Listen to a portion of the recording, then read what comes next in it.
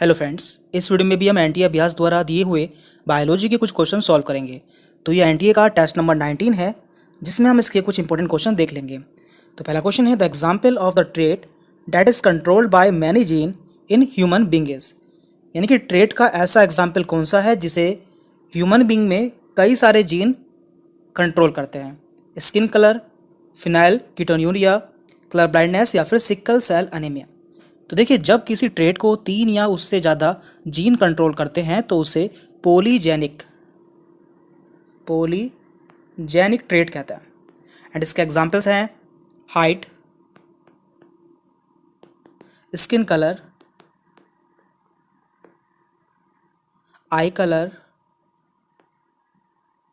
And weight. ये सभी polygenic trait के एग्जाम्पल हैं। तुम्हारा सही आंसर होगा A, skin colour.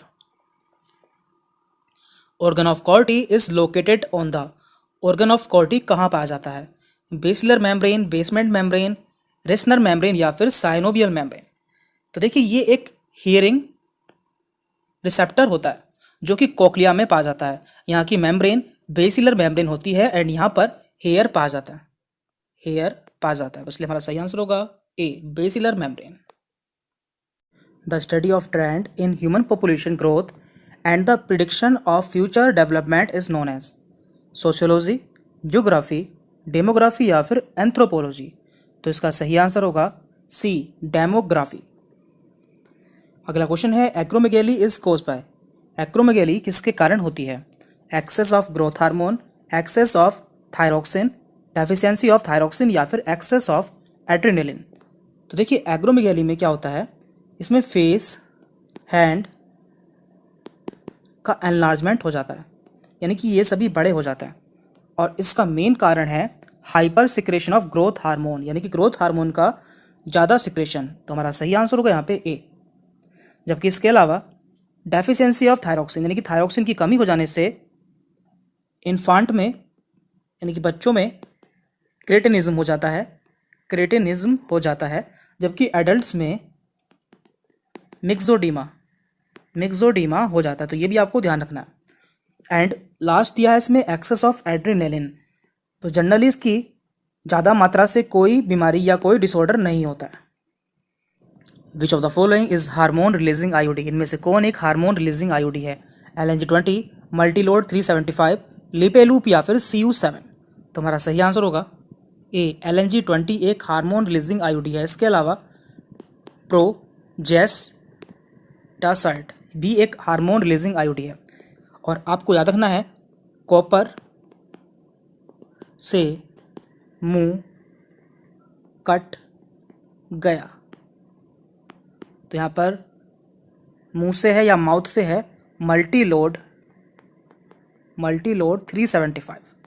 And CUT से है कॉपर टी, यानी कि मल्टीलोड 375 और कॉपर टी ये दोनों ही कॉपर रिलीजिंग आईओडी है। इसके बाद है pericycle of root produces, root की पेरिसाइकिल क्या प्रोड्यूस करती है? Mechanical support, lateral roots, vascular bundles या फिर एडवेंटिशियस पार्ट। तो देखिए, आप जानते हैं प्लांट्स में एक मेन रूट होती है, उसके साइड पे इस तरह की लेटरल रूट्स पाए जाते हैं जो कि पेरिसाइकिल द्वारा अराइज होती हैं, और इनका काम होता है वाटर एंड मिनरल एब्जॉर्प्शन। तुम्हारा सही आंसर होगा यहाँ पे बी, लेटरल रूट्स। ये सभी लेटरल रूट्स होती हैं जो कि पेरिसाइकिल ऑफ रूट्स से प्रोड्यूस होती हैं।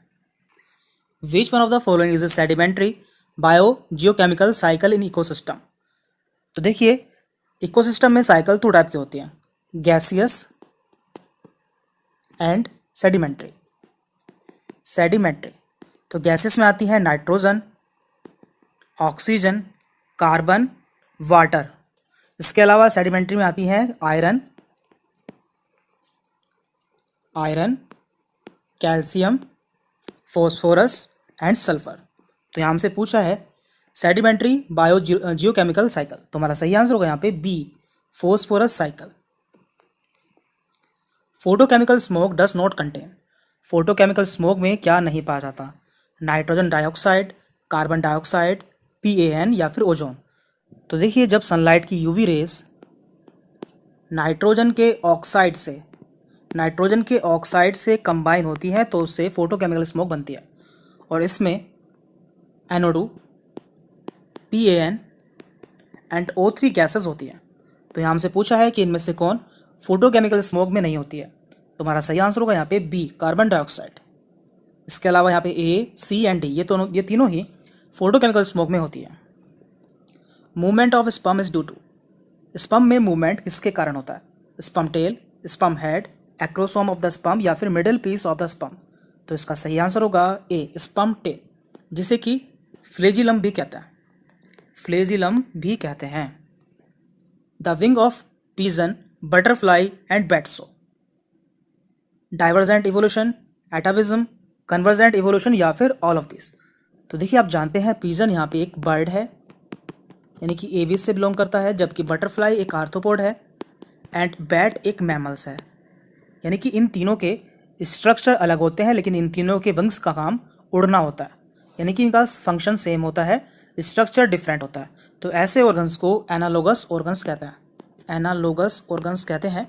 एंड ये कन्वर्जेंट इवोल्यूशन शो करते हैं। तो हमारा सही आंसर होगा यहाँ पे सी, convergent evolution.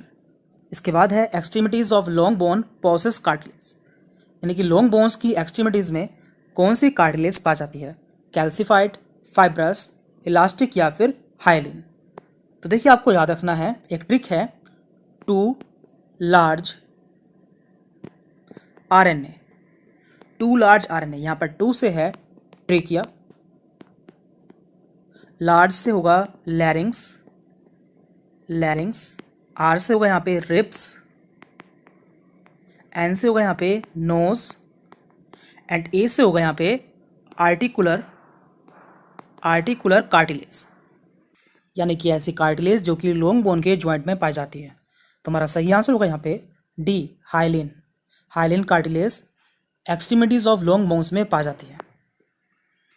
Which one of the following is not a bio fertiliser, इनमें से कौन एक बायो फर्टिलाइजर नहीं है? एग्रोबैक्टीरियम, राइजोबियम, नोस्टॉक या फिर माइकोराइजा। तो हमारा सही आंसर होगा यहाँ पे ए, एग्रोबैक्टीरियम, जो कि एक पैथोजन है, ये एक बायो फर्टिलाइजर नहीं है। इसके बाद है the polio virus enter the human body through, polio virus human body में किसके थ्रू एंटर करता है? Mosquito bite, tick bite, saliva and secretion from the nose या फिर कंटामिनेटेड फूड एंड वाटर। तो देखिए पोलियो एक वायरस होता है जो कि ह्यूमन में पैरालाइसिस कोज करता है और ये कंटामिनेटेड वाटर एंड फूड के द्वारा ह्यूमन की बॉडी में एंटर करता है। तो हमारा सही आंसर होगा यहाँ पे D, the latest trend in plant disease control is, latest trend के अकॉर्डिंग प्लांट डिसीज को किसके द्वारा या किस में कंट्रोल किया जाता है? Chemical control, biological control, good manner and fertiliser, breeding for disease resistance. तो आप जानते हैं इस समय प्लांट डिसीज को बायोटेक्नोलॉजी के अंदर कंट्रोल किया जाता है। तो हमारा सही आंसर होगा यहाँ पे बी, बायोलॉजिकल कंट्रोल। और इसमें दूसरे ऑर्गेनिज्म का यूज पेस्ट को किल करने के लिए किया जाता है। The birth control measure that is related to males is, यानी कि मेल में बर्थ कंट्रोल के लिए क्या यूज़ किया जाता है? ओरल पिल, ट्यूबेक्टोमी, वैस्कोटोमी या फिर नन ऑफ दिस। तो देखिए यहाँ पे है वैस्कोटोमी, तो वैस से है यहाँ पे वास डेफरेंस, जो कि मेल्स में पाई जाती है और इसमें इन्हें काट के बांध दिया जाता है, जिसे हम कहते हैं वैस्कोटोमी। जबकि यहाँ पे है ट्यूबेक्टोमी, तो फीमेल्स में फैलोपियन ट्यूब पाई जाती है, तो यहाँ पे है ट्यूब एंड यहाँ पे भी है ट्यूब। तो ट्यूबेक्टोमी फीमेल्स में होती है। Two organs which are similar in structure and origin but not necessarily in function are called, यानी कि ऐसे दो ऑर्गन जिनके स्ट्रक्चर सेम होते हैं लेकिन फंक्शन डिफरेंट होता है, उन्हें क्या कहते हैं? होमोलोगस, एनालोगस, एपोक्राइन या फिर नन ऑफ दिस। तो आप जानते हैं ऐसे ऑर्गन्स को होमोलोगस ऑर्गन्स कहा जाता है। तो हमारा सही आंसर होगा यहाँ पे ए, होमोलोगस। तो इस वीडियो में हमने एनटीए अभ्यास द्वारा बायोलॉजी के दिए हुए कुछ क्वेश्चन सॉल्व किए हैं। आगे भी हम इस तरह के क्वेश्चन सॉल्व करते रहेंगे, इसलिए यदि आप हमारे चैनल पर नए हैं तो चैनल को सब्सक्राइब कर ले, साथ में बेल आइकन प्रेस कर ले, जिससे आगे भी आपको हमारी वीडियोज़ के नोटिफिकेशन मिलते रहें।